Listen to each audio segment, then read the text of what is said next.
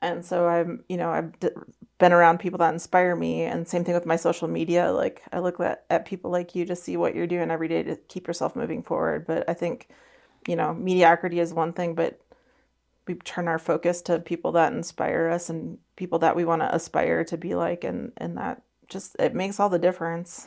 It does. No, I mean, but it's yeah. I mean, because I don't think I would have been able to meet you Yeah, same. and dude, I'm fired up. Like I get fired up when Yeah. when I get off the phone with you or other people who are working in this, doing this podcast. Yeah. Man, my Yeah. yeah, And it doesn't matter how old or young you are. no, I feel more confident at this point in my life too, like trying something really big. Like obviously we were in our 20s and going to fly and being one of the few women, and so it's really fun this stage in life having the control and the background, the confidence, the connections to be able to start something new and big and just kind of keep growing and inspiring people the way that we were inspired to do what we did. all fire, no smoke is our candid conversation as two military aviators sharing the unique experiences we've had in combat, reconnaissance, and demonstration flying. Through personal stories, technical details, and laughter, we explore the challenges of balancing leadership, motherhood, professional life, all while offering inspiring insights for those who are trying to strike that work-life balance. I'm Meryl Tangestal, retired Air Force Colonel. You guys might know me as the Dragon Lady. I flew the SH-60 helicopter in the Navy before switching over to the Air Force and becoming the first and only black woman to fly the U-2 spy plane. My last job was at the Pentagon, where I was the Director of Inspection for the Inspector General. I'm retired Lieutenant Colonel Caroline Jensen. I go by the call sign Blaze. I flew the F-16 Fighting Falcon, better known as the Viper, in the Air Force during Operation Iraqi Freedom, and was later selected as the first female reserve officer to fly with the prestigious United States Air Force Air Demonstration Squadron, known as the Thunderbirds. My son also happened to be the first kid to ever get to watch his mom fly with an advanced jet demo team. So, one of the great things about serving in the military is that you're a part of something bigger than yourself. Yes. And when you go through a 20 plus year career and you transition out of the military, it can be really difficult to find things that are as meaningful and fulfilling. And how did you handle that? And how did you decide to do some of the things that you've been doing since you retired? Yeah, I think I'm still transitioning from the military. Amen. Me too. Yeah, I feel I'm coming up on 7 years, and I still feel slightly out of phase with civilians. I And get I it. think it's just the new normal because when you spend more than half of your life at the moment you get out in the military, Mm-hmm. you're just a different sheet of paper. Like Yeah. it's really it's just really weird. Yeah. So, Well, and in the military, you're 24/7, 365. Like even if yeah, you're off on the weekend, you could be recalled at any time. So, right. yeah. So, what I found that I wanted to do when I was going to retire, I didn't want to go to the airlines. I didn't want to fly. I always say, and this is no offense to any of the brethren out there who fly and went from the military to the airlines. Like it is an easy jump, Mm-hmm. easy transition, and it's good money. Maybe the first couple of years you're working up, and then it's great money. But I was like, man, that's like being a NASCAR driver and then going to drive for Uber. Like the money would be good, but it's like that thing, the camaraderie, the the complaining about the queep that you have to do. Oh, we're gonna do info sharing, the IT thing once a year, and like the silliness was all gone, and I didn't want to do that. And what I really wanted to do was to motivate people to be better versions of themselves. And I said, how can I do that? Through fitness, especially for those younger people, the teenagers, the young adults. The best way to get to them, let's go to the gym, let's work out. And let me get you tired. And then when you're tired, you'll listen to me. It's like, Yeah. when you deal sometimes with a dog that wants to do stuff, you run them ragged and then they can listen and calm down a little bit. Like kids need to play, work out, do a whole bunch of stuff. And Mm. so I thought I would be able to do that. And prior to me retiring, I was asked to do some speaking engagements. So my first one was in Boise, Idaho. Um, I had met a friend who eventually became my ghostwriter for my book. Cool. I met him when I had him out at Beale. When I was out at Beale, I had him. So I'm going to backtrack a little bit. Okay. In 2013, we were renting a place, and in 2014, the owner was getting a divorce. So my husband and I was like, well, should we buy the house? Because I really like the house, and I felt like once I retire, we could come back here. And it's in California, and it was in a great area. The school system was great. My son could come back. So the broker of that deal, he represented both us and the seller. He's a great guy. He was a broker for the franchise. And in doing so, I said, hey, I really appreciate all the help that you did with us and took us around to other properties. You want to go see the U2, how the U2 flies, the chase car rides, because everyone loves it. Mm-hmm. And so he said, great, can I bring my brother Lance? And I met Lance, who was an aviation enthusiast. He writes military books. He knows about military history. He did marketing. He's the one who, when Predator 2 came out, he did the marketing for it. He did all these things. Awesome. So we connected, we got along, and then we became friends. And then he called me and said, hey, I'm up at Boise, Idaho. I pitched you to a women's group, and they want you to come and speak. And I was like, yeah, I'll do it. So the first time I spoke was in front of about 700 women, and men and women. Yeah. And how was that? I was a little, like, as the time was getting closer, and I Yeah. remember the night before we were having dinner, and I said, I'm a little nervous because I was practicing, I was writing. And my friend was like, hey, just imagine you're sitting on a couch with someone else on another couch, Yeah. having a discussion. I'm like, okay. And that's how I started off. I just said, hey, I'm just going to tell you about my story, and let's have a discussion as if we're just chilling. Yeah. And that was the end. At the end of all that, man, the response was, when I was done, was highly, highly emotional. Like, one lady came up almost in tears, like, it moved me so much. And I was like, well, maybe I could keep doing this. Found your new calling. A little bit. So that's what I've been doing ever since. So between doing fitness with people and speaking to crowds and speaking to young, old people, leaders, and doing that stuff, it's just started to grow. And I've started to carve out something for myself. Yeah. What about you? That's great. I'm also doing the speaking gig. I'm a single parent, though, and I have been for 10 years. So speaking has allowed me to create my own business and pick the jobs that I want to pick and go talk to the groups that are most impactful and still help provide for my family, which is a family of 2, me and my son. But on the Thunderbirds, we would go into a school every Friday.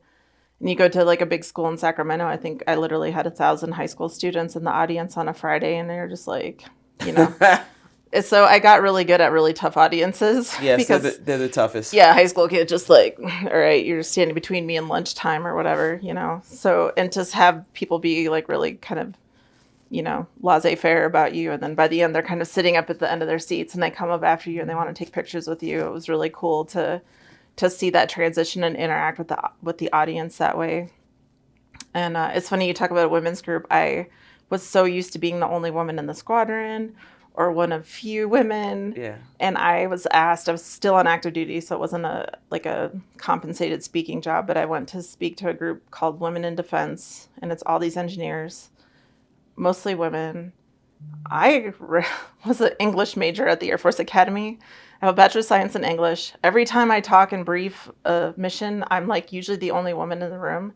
And now I'm walking into this room of like 400 women and they're all engineers. And I was so nervous about it.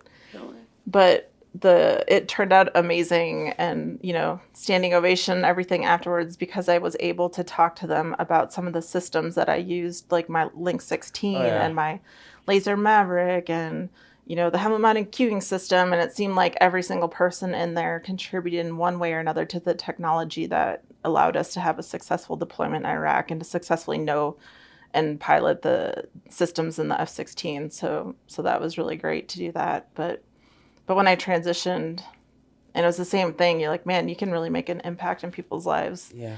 and make a difference. And when I was a kid, I was inspired by the WASP, and I was, inspired by seeing the first 3 women who were allowed to fly fighters, and I want to be able to pass that on. So it's fulfilling, and I've loved that. And another thing that I've done is I wrote a children's book called Thunder Mouse. We talked about it a little bit earlier, but that's been fun too, to go through that process of self-publishing and then ordering and going out there and telling that story and letting it cheer up families who have to deal with separation. Right. So yeah, it's awesome coming out with a book and sharing your perspective or your story. Yeah. So when I met Lance, fast forward several years later, and I was gonna start several years later when I was being in the interview process for Tough as Nails on CBS. I said, "Oh, if I do CBS, might be time to write a book," because people were trying to pressure me and saying, "Hey, write a book, tell your story." And I'm like, "Nah, no one wants to hear it." And then when that started happening, I said, "Well, it should. It'd be a good idea to have a book," because I started thinking ahead. Well, what if I get on this show? What if we do, film it? What if the response is good? I have to have some backup. This is more of that branding, whether it's for fitness or whether it's for others. And so the guy Lance that I met, I reached out to him after I finished recording Tough as Nails in 2020, called out to him and said, "Hey, do you have some time? Do you want to do a project together?" And he's like, "Absolutely." Yeah. He was excited. So we knocked that out in a month. So how did Tough as Nails happen? Did they find you and ask you to apply? Yes. Did you? Okay. So Yes, I was doing social media, new to the whole social media game. So I would record and video and do dances, like, because I'm not a great dancer, but I enjoy dancing and being silly. And one day I was waiting for some clients. I had like 4 women, for maybe a little older women, 40 and above, who were coming to do boxing with me, because I do martial arts, so I can do boxing for fitness, and we hit bags and we learn how to punch correctly and we do all that stuff. And we do focus mitts. And so as I was waiting for them, I put on Lizzo and I turned on. I was feeling myself in the morning and I just started dancing, having fun. And so I posted it. Posted on Instagram and went to Facebook. And someone reached out to me on Facebook. Her name is Jenny, and she's like, "Hey, you'd be great on Tough as Nails, and hey, we would love to have you. You should, apply." And I'm like, "What the heck are you talking about?" At first I thought it was a scam. And then I went on LinkedIn, I looked up, I was like, "Oh, okay, Jenny." And I started looking it up on different platforms, and I'm like, "Oh, this is the real deal." And so I reached out to her. I gave her a number that wasn't really mine, and I was thinking like a YouTube pilot, right? Like, yeah. "What do you want? What are you trying to get from me?" All these other things. And she said, "No, we really want you." And so that started it. That's awesome. Yeah, so I put in an application, and then I kept making they had different cutoffs for people, and I kept making it until I finally got an interview for the final interview in LA. So on Tough as Nails, they put you through the paces of some of the hardest blue collar type jobs that Yes. are out there. What was like the most difficult thing that you had to do while you were a contestant on the show?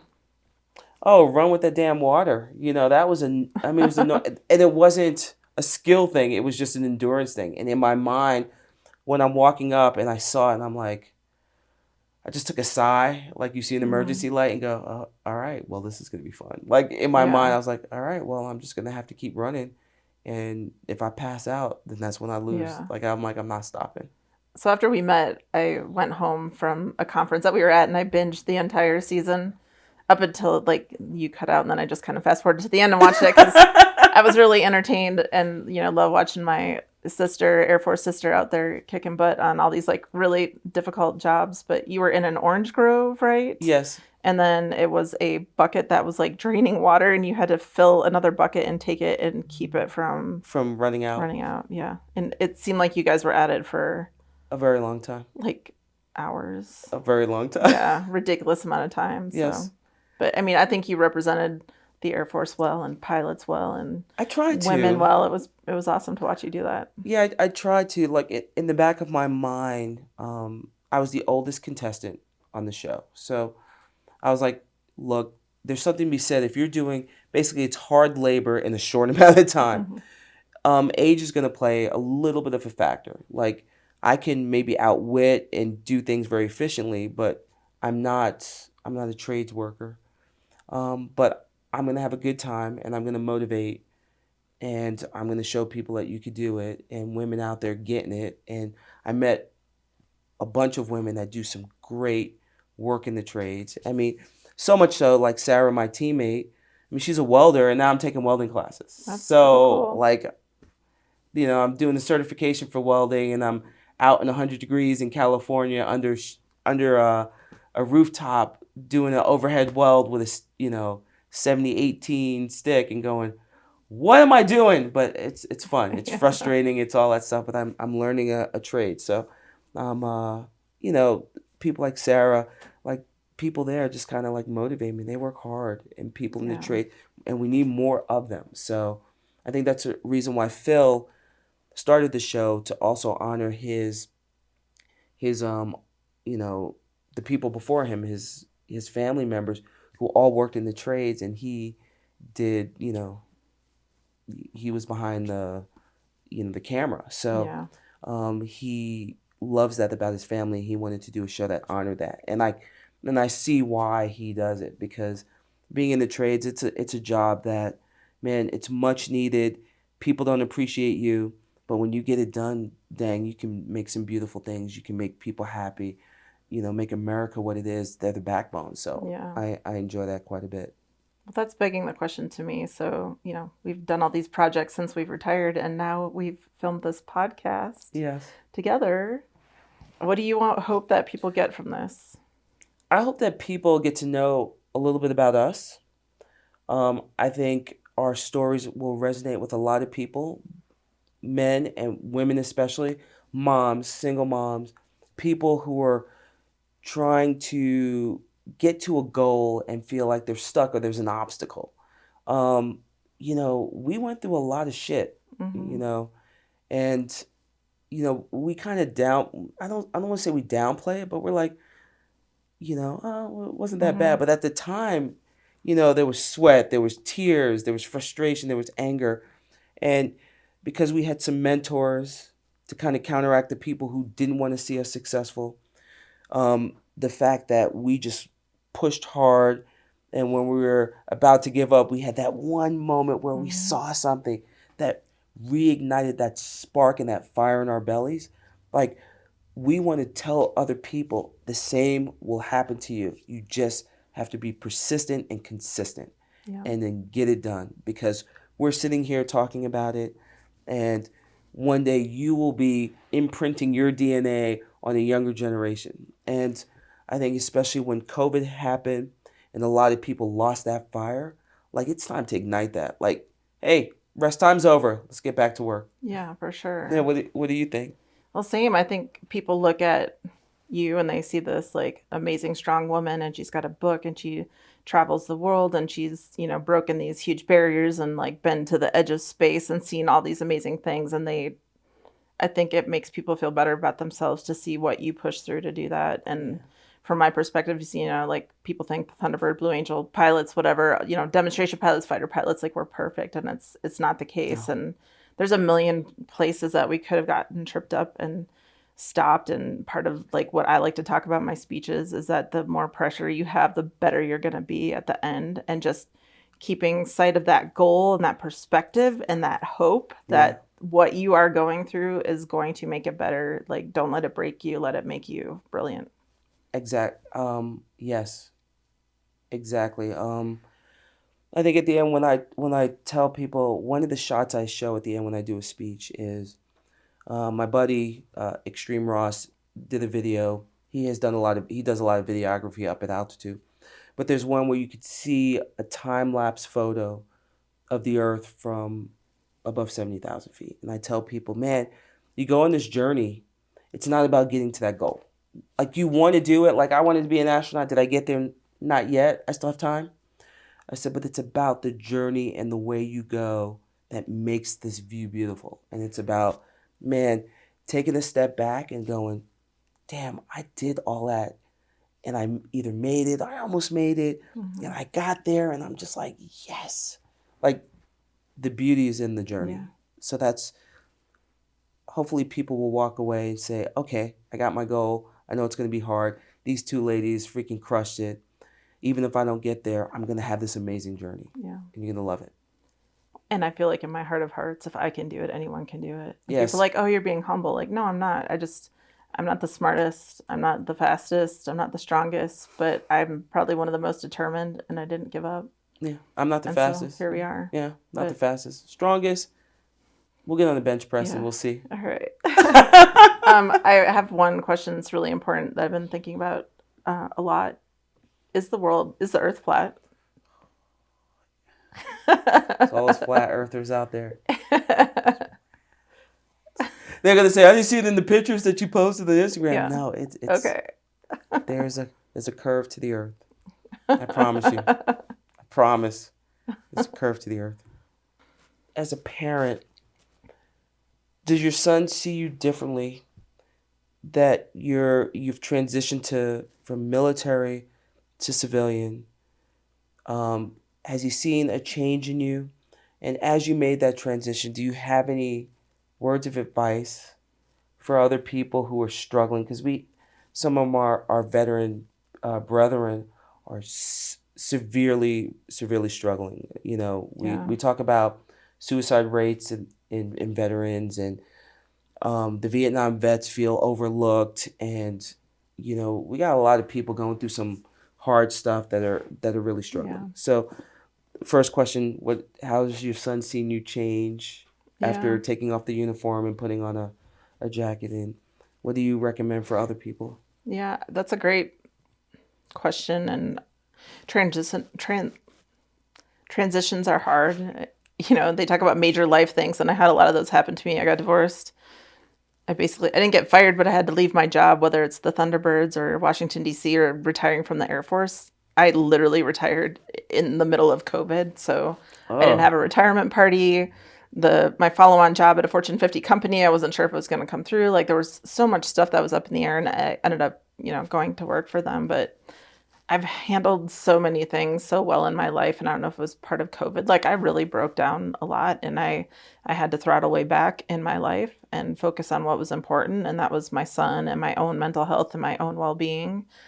And going through autoimmune disorder and issues like that, like, things were really challenging. And I feel like because it was all for me, if it had been like, a Thunderbird thing representing 600,000 other people, or I would have handled it a little bit better. And it took me some time to really process and get myself to a healthier place where I could be a real good role model for him. But I think he's a stronger person. He's very resilient. He knows how to go to a new place and learn new things. And, he never hit like the terrible teenager cycle yet, hopefully. So it's been good. I had to really reprioritize, but we talked before about how you have such a sense of purpose, and it's like the stakes are high because it's life or death. And then when you get out, and it's like those things aren't there anymore. And one of the best parts about serving in the military is that team and all those people that you work with. Every day you go to work, all these different faces, and everyone has a function. Everybody knows what it is, and it's just this well-oiled machine. And then to transition out, and especially during COVID time, like, all of a sudden, it's like you and your kid, and you're, trying to grapple with, even staying healthy and dealing with an ex-spouse and dealing with moving, and there was a lot. But again, like, that was just a lot of pressure, and it took a long time.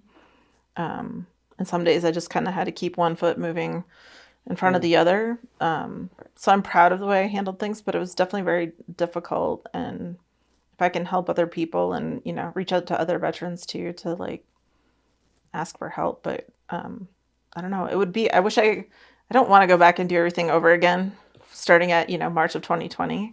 But it would be interesting to see how different my life would have been if I had a parallel, you know, if I could have a parallel life where there wasn't being, you know, stuck in your house or, Right. you know, trying to learn a whole new company, amazing company, wonderful people, and I didn't even get to see their faces except for like the little picture on their Outlook, you know, trying to Little learn voices on avatar. the phone and like figure out how many people are there and, you know, really using technology because the company I was at, they didn't use video. So because there wasn't enough bandwidth because it was such a big company. So it just like all of those things were a lot harder than they were supposed to be. So in one way, I regret that I didn't do better, but really, when you look back on it, I think I did a pretty damn good job at the same time. So, how about you? Yeah. What So did you learn from your transition? yeah, I retired in 2017. I had my retirement ceremony in DC, and then we moved back to California because my husband still had to work for me to, I don't know, pursue this speaking and doing these other things and being a personal trainer. So several months after I retired, I tried to take off 6 months. It was hard. And then I ended up becoming a trainer at a local gym. And I did that for, I think, about 5 years. So, no, for about 5 years. And what I found is that, man, there are some mediocre management styles out there. Yeah. And I'm being generous with the words I'm saying right now. And it's hard for people as a retired colonel. I come in and you talked at one point about a boss that would vacillate, and I dealt with that. And sometimes it'd be like, well, what do you think? And I go, you can't afford to pay me for my opinion. I'm going to go train someone.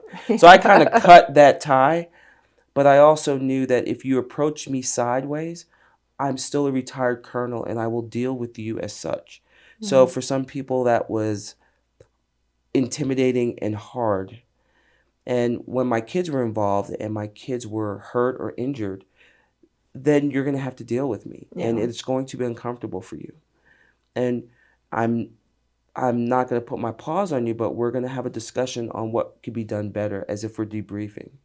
And you may not like that, and you might find that maybe a little aggressive or whatever word, but it's my kids. So I found that I had had enough of the civilian management style that was out there, and it's okay if it works for that company. That's great, but it was time for me to move on and do stuff in my own way, because this is a place that enjoys mediocrity, and I'm not that type of person. Yeah. I'm trying to choose my words carefully, because I think people are really nice, and people have good intentions, but I think you and I are on this different level of, we don't need perfection, but we need improvement, and we need to constantly improve and constantly Yeah. be more efficient, more streamlined, be better, make people better, have a whole thing. And there's a lot of people out there that are not like that, and I can't Yeah. hang with you. I have to hang with people who have that mindset and want to make other people better. So I still train people. All my clients either left or came with me, or left the gym and came with me, and I train out of my house. Yeah. So when COVID hit, I was still training clients. My clients still wanted me to train. We would go outside. If they wanted me to wear a mask, I'd wear a mask. If not, it was okay, and we did work. So I worked through COVID as gyms were closed and trying to figure out their protocols and stuff. Yeah. Because I wanted to have an impression on people for social media, I would get up every morning, and I dubbed it my 3-2-1 workout. Like 3 minutes of cardio, 2 minutes of resistance training, 1 minute of abs. And I based that off of some specialization that I had. And I told people, I'm like, get it done every morning, do other exercises, do body weight only, because you have to be engaged. During COVID, people were still in their pajamas at 12. Like, Yeah. those were the people that were going through depression. I'm like, my kids were like, Mom, can we stay in bed? I'm like, no. 9 o'clock, you get dressed. 9 o'clock, you do everything. 9 o'clock, if school was whatever. I was like, we're doing work. And Yeah. then we would stay, just, we would get into this routine. And I would Yeah. talk about it all the time. Build habits, get into a routine. Do not start thinking about the job you're not, the people you can't be with. Try to, I would try to give Yeah. advice. And I think for my family and the people and the friends that I had around and the group of friends, we were able to meet with one another. Where we lived, it wasn't a city setting, so it's a more of a suburban setting. So there's houses, there's more space. I had neighbors that were a little bit more liberal in, okay, if the kids get sick or if someone will pull them, but we need them to play Yeah. in the court. Yeah. And so we did that. And they were young enough that they weren't, and by the way, we got my daughter as a foster during this time, Oh. and she was a hot mess. But because my and because my husband and I were just, we had boundaries, I think she got in line, but she threw a lot of tantrums. Mm-hmm. And then I went to film Tough as Nails. Oh. So it was just my husband. And, so we worked it out, but Yeah. we were disciplined, and we Yeah. tried to keep the kids on a routine, and we tried to get them out as much as possible. And we tried to work around the system. Yeah. And thank goodness they were young. They don't seem as affected, but time will tell. Yeah. But they both do. Now we have them both in theater, a theater company that's all about building character. And so we're really big on them doing well academically and being good individuals and learning that baseline. So, Yeah. and then for, again, I tried to do social media a lot to just tell people, hey, I'm going through this and this is what I'm doing to help. Yeah. I hope these things help you as well. I love what you're saying, especially with social media, because it can be a really evil thing, but it can also be good. And you were talking about the mediocrity that's out there. And one of the things as I came out of my COVID cocoon is to try to surround myself with people that I want to be like. And I was really fortunate to reform friendship. I moved back to the town where I grew up, and we were kind of like the geeky band kids, whatever. I don't know if we were geeky, we just really didn't care. But two of them are like bigwig in real estate. One does oncology pharmaceutical work. One owns her own company. And so I've been around people that inspire me. And same thing with my social media. Like I look at people like you to see what you're doing every day to keep yourself moving forward. But I think, mediocrity is one thing, but we turn our focus to people that inspire us and people that we want to aspire to be like. And that just, it makes all the difference. It does. One thing I did do during COVID, I cut my circle. Like I cut the people who were, kind of whiny or got kind of weird. I was like, nah. Like at first I took it personal, but I said, no, this is, when some people walk out of your life, consider it a blessing. Like, yeah, you need to be gone, because then it made room for some people who were, no, I mean, but it's, yeah. I mean, because I don't think I would have been able to meet you Yeah, same. and dude, I'm fired up. Like I get fired up when I talk, Yeah. when I get off the phone with you or other people who are working in this, doing this podcast. Yeah. Man, Yeah. yeah. And it doesn't matter how old or young you are. No. I feel more confident at this point in my life too, like trying something really big. Like obviously we were in our 20s and, going to fly and being one of the few women. And so it's really fun this stage in life, having the control and the background, the confidence, the connections to be able to start something new and big and just kind of keep growing and inspiring people the way that we were inspired to do what we did. And I'll tell you let me ask you this question. At what age did you feel comfortable in your skin? How old am I now? Well, it could be now, but okay, so was there ever a time that you felt like this is the moment I feel comfortable in my skin? I don't know about feeling comfortable in my skin, but just I've always aspired to be something else. And the only time in my career, like I remember like in high school, I want to get into the academy. I got in the academy, like, man, this is hard. I can't wait to graduate from the academy. I really want to fly jets. I can't wait to get to pilot training, but I really want to fly fighters and I can't wait to get my fighter. And I remember floating in my pool at my rental house in Goodyear, Arizona when I was at Luke Air Force Base going through F-16 training. And like for the first time since I was like 6, I was happy in the moment where I was doing what I wanted to do. Okay, so for me, I was still in the Navy. This was, so we had 9/11. Um, it was before 9/11. I just finished T6 training. And I was, you know, I felt like, oh, I'm going to be at the Air Force and I'll be with the Air Force for a couple of years. And at that time, my hairstyle was pretty, it's longer now, but it was pretty short because I had tried to, and this might be an interesting topic. So, women of color in the military, trying to keep hairstyles was very challenging for me. You wanted to put a relaxer in your hair, try to do that on the boat where the water is intermittent between Oh, salt water and fresh water. And so I think there was a point I was sitting, I was, in my apartment and I was like, I'm going to get my hair twisted. And I was like, I don't know if the Air Force doesn't like it, but F them, I'm doing it. And then for the first time, when I got my hair twisted, I was like, I looked in the mirror and I looked at myself and I'm like, this feels good. mhm. This feels really good.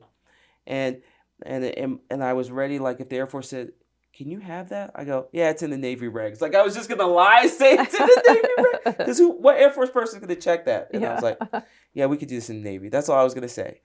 And from that point on, I think I was 29, 30. Like at that point, I was like, screw this. Yeah. I'm gonna be an instructor. I'm gonna be doing some good things. It'll be amazing. And then from that point on, I felt very comfortable in my skin. So much so that I shaved my hair like a year ago, a year ago, a year and a half ago, for my friend who was going through treatments. Oh, And I rocked the ball style. nice. Yes. Yes. It's awesome. Yes. So that's when I felt it. But yeah. Oh, what did we learn about each other? I'm sitting in front of almost a spitting image, but she's Caucasian. Yeah. No, I'm sitting in front of a strong, independent woman that had moments of uncertainty and fear, but pushed through all those and is truly like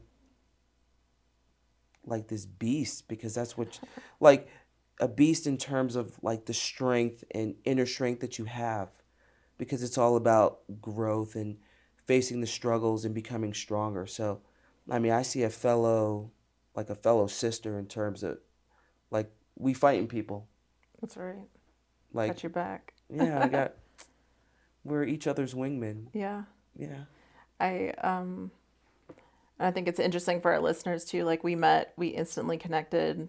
So I intentionally stayed away from talking to you so that we could like genuinely have these Yes. interactions. And the thing that stood out to me the most was earlier on in the episode, just like who inspired you. And you just believe in yourself so much and you push through so much. Like you are your own inspiration, and there are plenty of other people, but that really inspires me to, you don't need anyone else's permission or approval or, and you have this whole history and you have all, these multifaceted doing all sorts of television shows and social media and welding and flying airplanes and being an amazing mother and amazing wife and speaker and all of these things. Like it, reminds me, I'm like honored that you think I'm on the same caliber as you are. And, I think that's why we're here, but it inspires me to do better. And, yeah, it's been really cool to get to meet you, and hopefully our listeners enjoy our, kind of the foundation of our relationship, even though we kind of knew as soon as we met each other that we were like good. Yeah, it was. Yeah, we were in the car and we were just vibing. Yeah. We're just chill. And now we stayed in this beautiful home for Yeah, 3 days. Roommates. that's right. That's all right. Two's in.